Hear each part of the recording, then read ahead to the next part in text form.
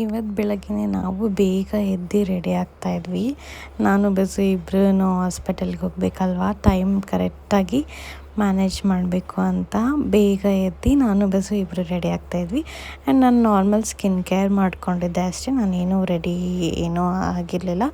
Just ಒಂದು skin care ಮಾಡಿಕೊಂಡು ನಾನು ಬಸ್ಸು ಇಬ್ಬರು ಹಾಸ್ಪಿಟಲ್ಗೆ ಹೊರಟ್ವಿ. Hello, welcome back to Sandhya Basu Kannada vlogs. So ಇವತ್ತು ತಮ್ನೇಲಲ್ಲಿ ಇರೋ ಥರ ಎಲ್ಲ ವಿಷಯ ಗೊತ್ತಿರುತ್ತೆ ನಿಮಗೆ. ಹಾಸ್ಪಿಟಲ್ಗೆ ಸ್ವಲ್ಪ ಪ್ಯಾಕೇಜ್ ಡೀಟೇಲ್ಸ್ ಆಗಿರ್ಬೋದು, ಇದನ್ನೆಲ್ಲ ನೋಡಿಕೊಂಡು ಬರೋಣ ಅಂತ ಅಂದ್ಕೊಂಡಿದ್ದೀವಿ. ಇದು ಮಿಸ್ ಮಾಡ್ತೀರಾ, ಎಂಡ್ವರೆಗೂ ವಿಡಿಯೋ ನೋಡಿ. ಸೊ ನಿಮಗೂ ಯೂಸ್ ಆಗುತ್ತೆ, ಯಾರ್ಯಾರು ಪ್ಲ್ಯಾನಿಂಗಲ್ಲಿದ್ದೀರಾ, ಯಾವ ಹಾಸ್ಪಿಟಲ್ ತೊಗೊಳ್ಬೇಕು, ಯಾವ ಥರ ಏನೇನು ತಿಳ್ಕೊಳ್ಬೇಕು ನಾವು ಪ್ಯಾಕೇಜಲ್ಲಿ ಏನೇನಿದೆ ಅಂತೆಲ್ಲ ನಿಮಗೂ ಒಂದು ಯೂಸ್ ಆಗುತ್ತೆ ಅಂತ ನಾನು ಹೇಳ್ತಾ ಇದ್ದೀನಿ ಅಷ್ಟೇ. ಸೊ ನಮಗೆ ಒಂದು 3 ಹಾಸ್ಪಿಟಲ್ಸ್ ಆಪ್ಷನಲ್ಲಿತ್ತು. ಸೊ ನಮ್ಮ ಡಾಕ್ಟರ್ ಎಲ್ಲ ಕಡೆನೂ ಅವೈಲೇಬಲ್ ಇರ್ತಾರೆ. ನಮ್ಗೆ ಯಾವ ಹಾಸ್ಪಿಟಲ್ ಬೇಕೋ ಆ ಹಾಸ್ಪಿಟಲ್ನ ನಾವು ಬುಕ್ ಮಾಡಿಕೊಂಡ್ರೆ ಅವರು ನಮ್ಗೆ ಅಲ್ಲೇ ಬಂದು ಎಲ್ಲ ಮಾಡಿಕೊಡ್ತಾರೆ ಆ ಥರ. ಸೊ ಅದಕ್ಕೆ ನಾವು ಒಂದು 3 ಹಾಸ್ಪಿಟಲ್ಸ್ ಅಲ್ವಾ ಬಸ್ಸು ನಮಗೆ ಆಪ್ಷನಲ್ಲಿ ಇದ್ದಿದ್ದು. ನಮಗೆ ಸ್ಪರ್ಶ್ ಒಂದಿತ್ತು, ಮತ್ತು ಮದರ್ಹುಡ್ ಆ್ಯಂಡ್ ಕ್ಲೌಡ್9. ನಾನು ಸ್ಪರ್ಶ್ ಬೇಡ ಅಂತಂದೆ, ಹೋದರೆ ನಾವು ಮದರ್ಹುಡ್ ಆರ್ ಕ್ಲೌಡ್9ಗೆ ಹೋಗೋಣ ಅಂತ. ಈ 2 ಹಾಸ್ಪಿಟಲ್ಸಲ್ಲಿ ಪ್ಯಾಕೇಜಸ್ ಎಲ್ಲ ಸೇಮ್ ಇದ್ದಾವೆ, ಅಂದರೆ ಪ್ರೈಸಸ್ ಎಲ್ಲ ಸೇಮ್ ಇದ್ದಾವೆ, ಏನೂ ಡಿಫ್ರೆನ್ಸ್ ಇಲ್ಲ. ಸೊ ನಾನು ಲಾಸ್ಟ್ ನಮ್ಮ ಡಾಕ್ಟ್ರ್ ಹತ್ರನೇ ಕೇಳೋಣ ಅಂತ ಅಂದ್ಬಿಟ್ಟು ಅವ್ರೇನು ಹೇಳ್ತಾರೋ ನಾವು ಕೇಳಬೇಕಲ್ವ. ಸೊ ನಾನು ನಮ್ಮ ಮ್ಯಾಮ್ಗೆ ಹೇಳಿದೆ, ಸೊ ನೀವು ಯಾವ್ದು ಹೇಳ್ತೀರೋ ಅದಕ್ಕೆ ನಾವು ಹೋಗ್ತೀವಿ ಅಂತ. ಅವರು ಕ್ಲೌಡ್9 ಅಂತ ಹೇಳಿದ್ದಾರೆ. ಅದಕ್ಕೆ ಇವಾಗ ಅಲ್ಲಿ ಹೋಗ್ಬಿಟ್ಟು ಏನೇನು ಪ್ಯಾಕೇಜಲ್ಲಿ ಏನೇನು ಆ್ಯಡ್ ಆಗಿದೆ ಅಂತ ಪ್ರತಿಯೊಂದು ಎಲ್ಲ ಚೆಕ್ ಮಾಡಿಕೊಂಡು ಪ್ರೀ ಬುಕ್ಕಿಂಗ್ ಮಾಡ್ಕೊಂಬಂದರೆ ಒಳ್ಳೇದಲ್ವ. ಸೊ ಅದನ್ನು ಮಾಡ್ಕೊಂಬರೋಣ ಅಂತ ಹೊರಟಿದ್ದೀವಿ ನಾನು ಬಸ್ಸು. ನಾವು ಬೇಗ ಹೊರಟು ಟ್ರಾಫಿಕ್ ಅಂತೂ ನಮ್ಮನ್ನ ಬಿಡಲ್ಲ.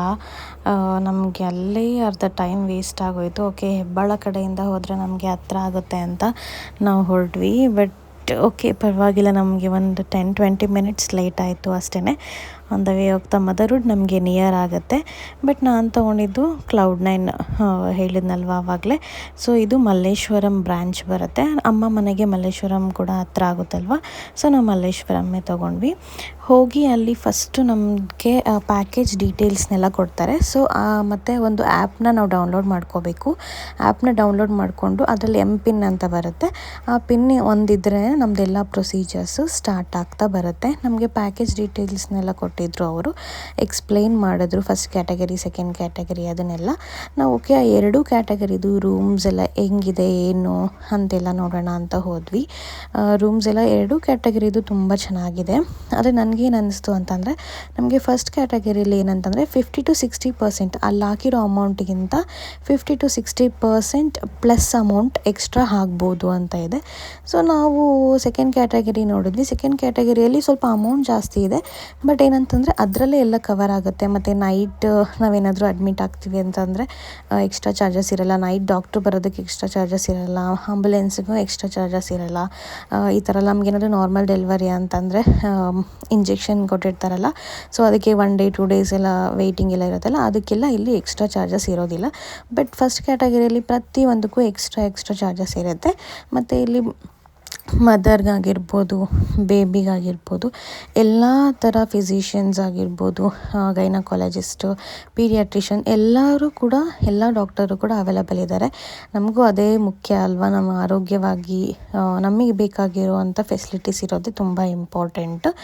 ಮತ್ತು ಇನ್ನೊಂದು ಏನಂದರೆ, ನಾನು ಅವ್ರನ್ನ ಕೇಳಿದೆ, ಓಕೆ ಸೆಕೆಂಡ್ ಕ್ಯಾಟಗರಿ ನಾವು ಸೆಲೆಕ್ಟ್ ಮಾಡ್ಕೊತೀವಿ ಅಂತ ಅಂದ್ಕೊಳ್ಳಿ, ಆಗ ಮತ್ತೆ ನಮ್ಗೆ ಅದರಲ್ಲಿ ಏನಾದರೂ 50% ಎಕ್ಸ್ಟ್ರಾ ಆದರೆ ತುಂಬ ಅಮೌಂಟ್ ಆಗುತ್ತಲ್ಲ ಅಂತ ಎಲ್ಲ ಕೇಳಿದೆ, ವಿಚಾರಿಸ್ಕೊಂಡೆ. ಮೇಯ್ನ್ ಅದನ್ನ ನಾವು ವಿಚಾರಿಸ್ಕೋಬೇಕು ಹಾಸ್ಪಿಟ್ಲ್ಗಳಲ್ಲಿ. ಅದಕ್ಕೆ ಅವರು ಇಲ್ಲ ಮ್ಯಾಮ್, ನಮ್ಗೆ ಇದರಲ್ಲೇ ಎಲ್ಲ ಕವರ್ ಆಗುತ್ತೆ ನಿಮಗೆ ಅಂತೆಲ್ಲ ಹೇಳಿದ್ದಾರೆ. ಅಕಸ್ಮಾತ್ ಏನಾದರೂ NICU, ಜಾಂಡೀಸ್ ಈ ಥರ ಅಂತಂದರೆ ಮಾತ್ರ ನಿಮ್ಗೊಂದು ಸ್ವಲ್ಪ ಎಕ್ಸ್ಟ್ರಾ ಆಗ್ಬೋದು ಅಷ್ಟೇ. ಬಟ್ ಇದರಲ್ಲೇ ಪ್ರತಿಯೊಂದು ನಿಮಗೆ ಕವರ್ ಆಗುತ್ತೆ ಅಂತ ಹೇಳಿದ್ದಾರೆ.